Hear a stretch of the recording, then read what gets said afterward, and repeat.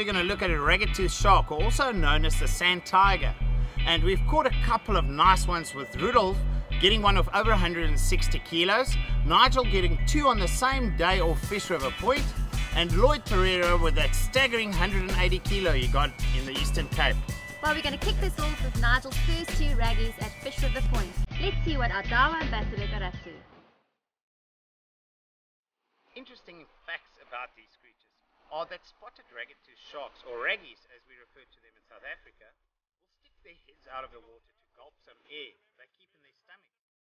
This they use to reach almost zero buoyancy that will allow them to be more stealthy when hunting and in approaching their prey. They are ferocious predators and will feed on most fish and crustaceans. The bigger Raggies will feed on bigger sharks, dolphins and even bullfish. In most cases, they will swallow their prey whole, and sometimes when they get too ambitious, this can be fatal to them.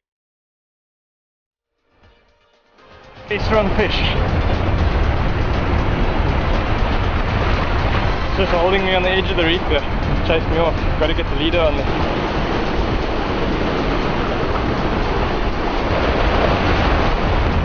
Yeah, that's 1 hour. We had the fish close to the edge here. See it, but the current surging back. My back's a little bit sore. Actually, very sore. Female ragged-toothed shark, measured in at 204 centimeters. Very nice size, my biggest personal best. Estimating, I'm taking a guess here, maybe 170 kilos, somewhere around there. But we'll do the conversion on the charts later and get the exact weight.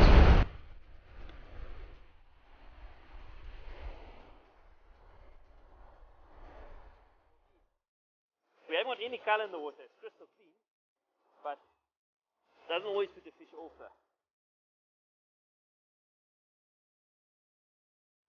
Your line's actually dragging on the sand down there, and you can lose fish like that. So I'll move right up the beach. I'm about 200 meters or 150 meters from the sort of drop off where my line's just going over. It's been quite a long time since we've caught big fish, and my back knows all about it. We fish for these big fish, but as soon as you get out of practice, the muscles relax a bit and not enough training. Bang bang. Well, I saw the culprit there with the Raggie. Looks like a good fish. The males reach sexual maturity at 1.8 meters and about 6 to 7 years old, and the females at 2 meters and about 9 to 10 years old. You will very seldom see a male over 120 kilos, where females reach 300 kilos quite commonly. It is believed that in a lot of cases the female will eat the male after spawning. Maybe that's the reason we don't see males over 120 kilos.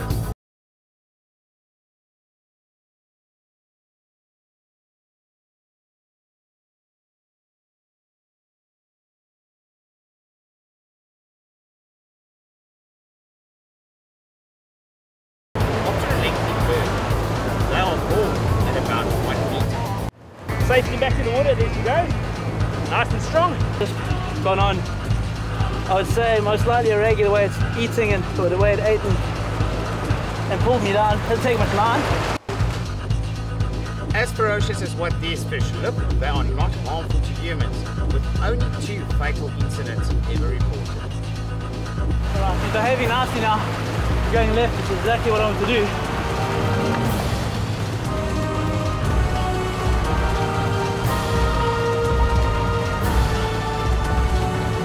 Alright, my line's around the rocks.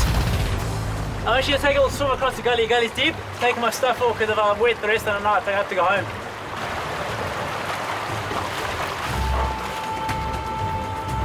Now, because if he shoots to the right, you're going to run back that way.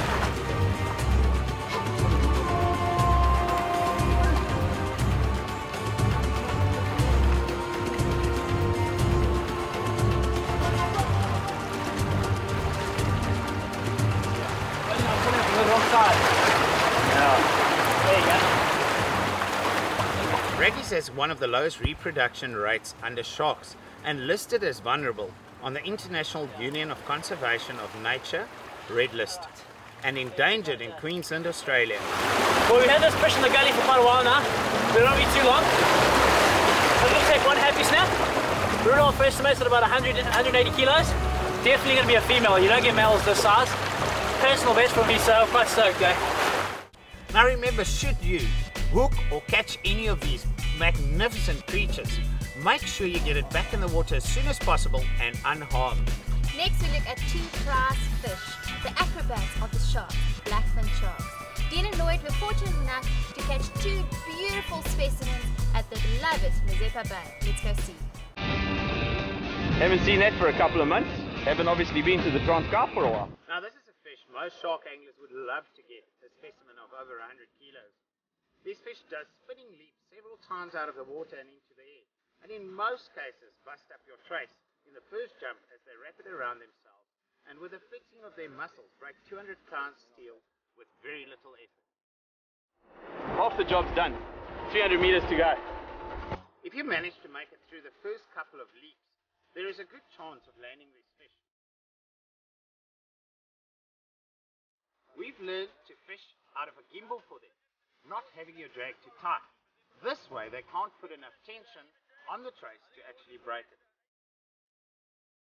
The Blackfin has what we refer to as a small fuel tank and doesn't have the stamina that you find in a bronze whaler or a Zambezi.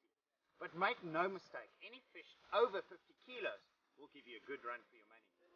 And that, guys, is why we come to Mazeppa Bay. How's the brick in the water here? We find the blacktip from high up at the east coast, Mozambique, all the way down to East London. A lot of them get caught in Transkei and on the south coast and even north coast in Zululand.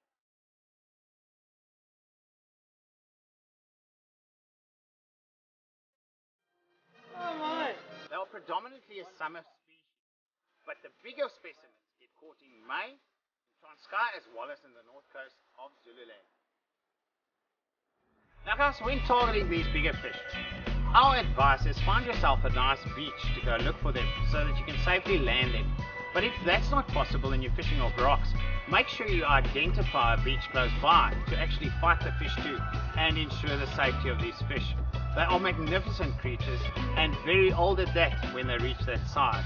Now next week we're going to run you through 4 magnificent and very unique catches over 100 kilos. So make sure you join us next week.